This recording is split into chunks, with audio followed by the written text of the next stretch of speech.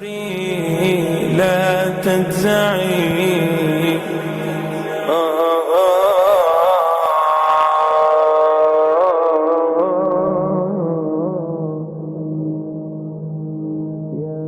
Hadith of Bara ibn Azib, after the questions, a caller will call out. أن كذب عبدي فافرشوا له من النار والبسوه من النار وافتحوا له بابا إلى النار. Give him the clothes of Jahannam, give him the bedding of Jahannam, and open a door towards Jahannam for him. Thereafter, a man will come inside his grave. قبيح الوجه قبيح الثياب منتن الريح. This man is ugly of face, his clothes are ugly, he stinks.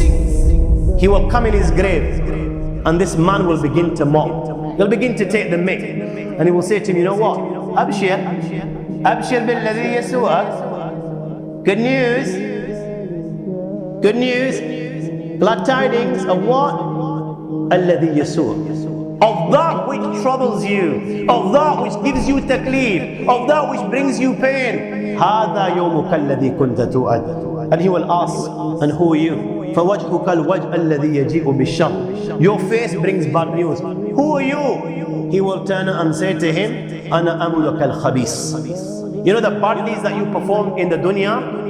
I am those deeds. Allah has given me a body so that you can see what you did in the dunya.